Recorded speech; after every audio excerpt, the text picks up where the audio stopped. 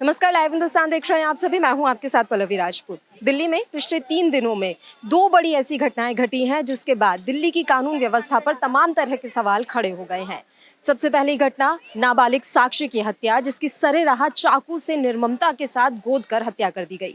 वहीं दूसरी बड़ी घटना हुई है एक महिला की, उसकी भी चाकू से गोद कर हत्या की गई। और इसके बाद से अब ये सवाल खड़े हो रहे हैं कि आखिर दिल्ली में कानून व्यवस्था की जिम्मेदारी किसकी है? क्या अपराधियों में कानून का कोई डर नहीं रह गया है?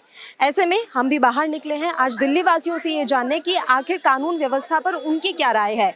दिल्ली वासियों को क्या लगता है कि कानून व्यवस्था किसे संभालनी चाहिए, या पेरेंट्स होने के नाते पेरेंट्स किस तरीके से अपने बच्चों को सही गाइड कर सकते हैं। छात्र छात्राएं क्या सोचते हैं कि दिल्ली की कानून व्यवस्था किसके हाथ में है और वो खुद की रखवाली कैसे कर सकते हैं। तमाम तरह के सवाल जानने के लिए आज हम बाहर निकले हैं। आई थिंक लड़कियों पे रिस्पॉन्सिबिलिटी होती है, उनको खुद अवेयरनेस होनी चाहिए इस चीज़ की कि उनके लिए क्या सही है क्या गलत है। और ये रिलीजन के बेसिस पे हो रहा है तो उनको अपने रिलीजन के बारे में पता होना चाहिए क्या सही है क्या गलत है। अदरवाइज़ गवर्नमेंट की रही तो I think first responsibility family की बनती है और लड़की की बनती है, देन गवर्नमेंट की। गवर्नमेंट का ऐसा है कि बीजेपी की सरकार है, अभी सेंटर में देखें, और दिल्ली में केजरीवाल की सरकार है, तो ज़्यादा रिस्पॉन्सिबिलिटी किसकी? क्योंकि बीजेपी के अंडर में आ रही है लॉ एंड ऑर्डर। तो आपको क्या लगता है कि एलजी को देखना चाहिए कि केजरीवाल को? I think BJP is more responsible than Kejriwal governments, though. Yeah. So government को हमारे लॉ एंड ऑर्डर पे तो ज़रूर काम करना चाहिए, बिकॉज वो इतने वीक है, इसी वजह से क्राइम इतना ज़्यादा है दिल्ली के अंदर। किसी भी चीज़ के लिए कोई है ही नहीं, आराम से छूट जा रहे हैं कुछ भी गुनाह करके, तो लोगों को इससे बहुत ज़्यादा जो है मिलता है। उन्हें डर ही नहीं रहा, किसी भी चीज़ का डर नहीं है। रोड पे खुलेआम कुछ भी हो रहा है, किसी चीज़ का डर ही नहीं है। तो ये लॉ एंड ऑर्डर थोड़ा सा हमारा बहुत वीक है, इसकी वजह से क्राइम ज़्यादा बढ़ रहा है।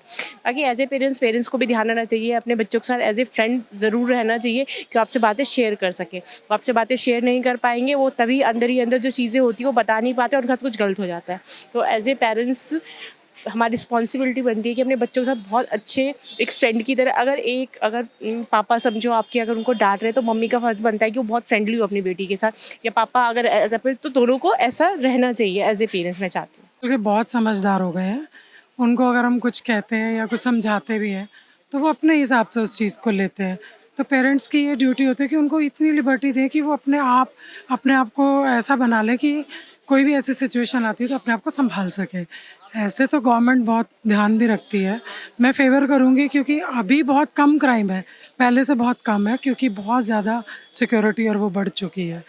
तो बाकी अपने ऊपर भी होता है कि हम किस तरह से निकलते हैं, किस टाइम पे निकलते हैं, क्या पहनते हैं और क्या नहीं पहनते हैं, उस हिसाब के ऊपर होता है कि हम अपने आप को किस तरह से प्रेजेंट करते हैं। बेटियां जब रात को घर से बाहर निकलती है तब ज़्यादा टेंशन होती है।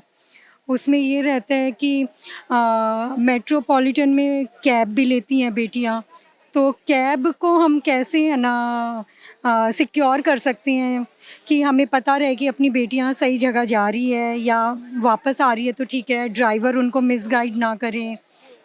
इनके ऊपर हमें वर्क करने की ज़्यादा ज़रूरत है, मुझे तो ये फील होता है। कानून व्यवस्था तो है ही नहीं, दिल्ली पुलिस के हाथ में सब कुछ छोड़ रखा है। सबसे भ्रष्ट जो पुलिस है वो दिल्ली पुलिस है। अब तक जो हमने देखा है इतनी उम्र में, दिल्ली पुलिस जैसा गंदा पुलिस बिहेवियर नहीं देखा, बिल्कुल भी ठीक नहीं है। और कानून व्यवस्था है नहीं, बिल्कुल भी नहीं है, कुछ भी नहीं है। तो बच्चों की सेफ्टी किस तरीके से, एज ए पेरेंट्स आप क्या कहना है? एज ए पेरेंट हम ये बच्चों को ही सिखा सकते हैं, इससे ज़्यादा हम किसी पे भरोसा कर नहीं सकते। क्यों दिल्ली पुलिस कहती है आपके साथ, वो आपके साथ सिर्फ क्राइम कराने के लिए रहती है।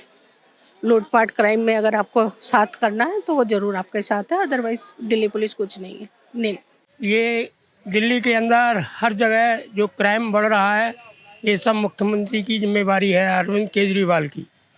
केजरीवाल ने इतना आलीशान मकान बगैर परमिशन के बनवा लिया, राज निवास नाम रख दिया उसका, और वो दिल्ली में देखभाल नहीं कर रहे हैं, अपनी कोठी में लगे हुए हैं।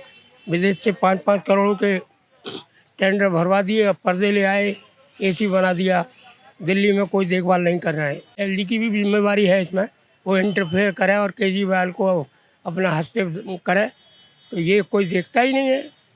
और ये देखता है ना तो दिमाग में ये रहता है कि मोदी को जिताओ, केजरीवाल को हटाओ। ऐसा नहीं बोल सकते कोई भी सेफ नहीं है, ऑब्वियस सी बात है। अगर मैं यहाँ पे खड़ा हूँ और कोई आके मेरी कॉलर पकड़े, उसका फर्स्ट रिस्पॉन्स मेरा ही जाता है। मैं ये इंतजार नहीं करूंगा कि भाई बीजेपी की गवर्नमेंट है या ये सेंट्रल का अमित शाह आके मुझे बचाएंगे। ऑब्वियस सी बात है, मेरी सेल्फ डिफेंस मेरे हाथ में है। अब आप बात करो लड़कियों के क्राइम के ऊपर, मैं ये नहीं बोलूँगा कि भाई वो अनसेफ है, ये सेफ है। सबको अपनी, अब आप यहाँ खड़े हो, आपको यहाँ कुछ होगा, मैं आपके सामने खड़ा हूँ, तो ऑब्वियस सी बात है मैं उस बंदे को बोलूँगा भाई मत करो। सिर्फ हम एक पॉलिटिकल पार्टी है, किसी भी एक के ऊपर ये नहीं बोल सकते कि भाई यही क्राइम करा रहे हैं। तो दिल्ली में कानून व्यवस्था की क्या स्थिति है, इस पर आज हमने दिल्ली वासियों से उनकी राय जानी और मिली जुली प्रतिक्रिया सामने आई है। किसी का कहना है कि एलजी को यानी कि केंद्र सरकार को कानून व्यवस्था देखनी चाहिए, तो कुछ लोग मानते हैं कि केजरीवाल को भी ध्यान देना चाहिए क्योंकि लोकल विधायक और सांसद भी बड़ी भूमिका निभा सकते हैं। खैर, ये तो आने वाला वक्त बताएगा कि दिल्ली में कानून व्यवस्था किस तरीके से सही होगी और बेटियां कैसे सुरक्षित हो पाएंगी। कैमरा पर्सन संजय रोहिला के साथ मैं पल्लवी राजपूत, लाइव हिंदुस्तान।